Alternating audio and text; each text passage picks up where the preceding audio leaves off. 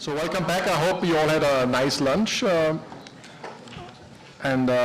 would like to introduce our keynote speaker, Larry Summers. He doesn't need an introduction. He's very well known. He's one of the key people who saved the US from the financial crisis.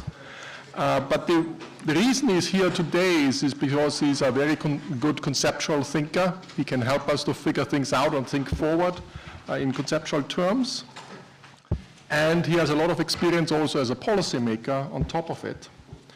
And what I want to do in this discussion, it will be a discussion back and forth, and later we will open up to the floor. I would like to structure this discussion into 4 themes. And the first one is probably one of the more important one, is like, how do we see the financial sector develop in the next 10 years? How will the financial sector look after 10 years? What are the different forces? What will push in that direction? What will push in the other direction?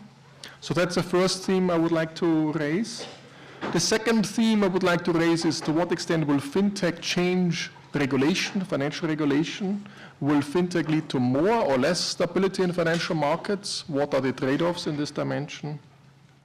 The third theme would be then the implications not only for financial regulation, but also to monetary policy. There's particular aspects of tech more generally onto monetary policy. And if there's time at the end, the fourth dimension would be on fintech and economic development. We have heard already in the earlier panels something about inclusion through fintech, including many, many more people having bank accounts and so forth. And that would be then the final thing, depending how much time we have. And then ultimately, we will talk a lot, having Q&As back and forth with everybody here. So thanks again, Larry, for having us. It's a great pleasure to be here. Glad to be here. And it's always interesting to talk to you in any dimension. So let me start with the first theme, where we say, okay, how will the financial sector look like in 10 years? Will it move away from few big hubs and a hub and spoke system? Will it be much more peer-to-peer network? What will happen? Will there be much less cross-subsidization across various products, where big banks and universal banks that can subsidize certain aspects and making a lot of profit on other aspects, and the fintech companies will move in and take this away, so there will be a lot of unbundling going on. Will there be a partnership or more competition between fintech companies and Wall Street companies? The big theme, I should say, as I mentioned in the morning, is here what we try to bring in Princeton. We try to bring expertise and the domain expertise, which is a lot there in New York and on Wall Street, and we want to bridge it to tech expertise. Can we bring this together? This sounds like more a partnership, but is there much more competition? Will the fintech drive out existing players? What will be the driving force in this dimension? So let's just jump in the first one. What do you think the financial sector will look like in 10 years, perhaps? Look, I think the word to start with is frictions. And a lot of the reason the financial sector exists is because there are frictions, and a lot of the profits that are derived in the financial sector are derived in one way or another from frictions. And I think the level of frictions is excessive. Let me give 2 examples, but there are hundreds that could be given.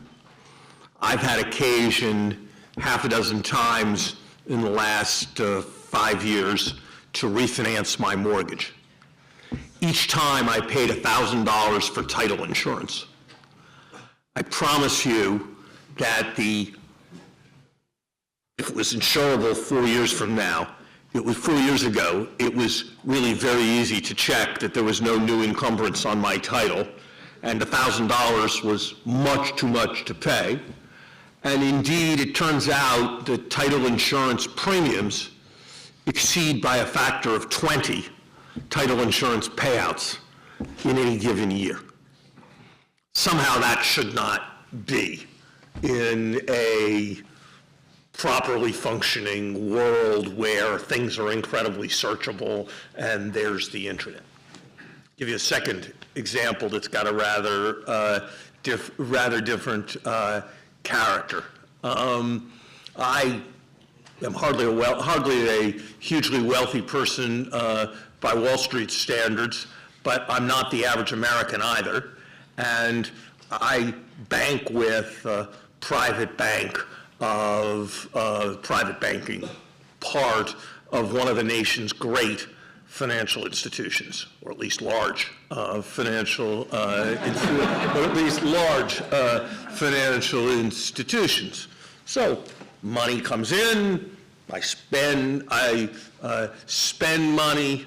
On occasion, I have a desire to spend ahead of some bit of money coming in and to dip into a credit line, and they are delighted to provide me with the service of that credit line. I made a request, and I promise you I'm not a hugely trivial customer. I made a request that seemed the most obvious request in the world to me. Said I'd like you to cap my checking account at X, and whenever money comes in above X, I would like you to, that day, move the money to pay off my credit line, since the interest I'm paying on my credit line is 200 basis points more than the interest I'm receiving on my checking account. They responded that their computer systems did not make that possible. But that they would be happy to perform the service once a month for me. I suggested to the person who did that that was really very interesting to me that they were unable to do that I had some involvement in the repeal of Glass-Steagall when his institution had explained the fantastic capacity for across-the-board synergies for human services, and that I knew the CEO of his institution, and that I would be happy to discuss my experience in the context of his institution's positions on Glass-Steagall, and we compromised, which was that he would have a human being perform this service for me once a week. But it was impossible for that institution to do it once a month, once a day, because the computers weren't programmed to be able to do that. I suspect this was probably a bit of an example of cultivated ineptitude, that if their computers were programmed to do it, then they'd have to provide the service to everybody, and then they'd lose a bunch of float, because as I said to him, I'm probably not people's favorite customer. I suspect I could get a team of Harvard undergraduates to accomplish the required programming task by Friday. If you need help, and I'll volunteer the service to the other customers at your bank. But I then, because I was curious, I checked, and my experience, there was some variation, but it would be closer to right to say that my institution was normal in this respect than it would be to say that my institution was abnormal in this respect among the major banks. Interestingly, the service in question is provided easily and has been for a decade in a number of developing countries where the inflation rate is higher and therefore the interest rate is higher and therefore the stakes are larger. So I take these two examples as suggesting that as being the tip of a huge iceberg of frictions that are far more inefficient, far more costly than they have to be. Let me let you in on a secret.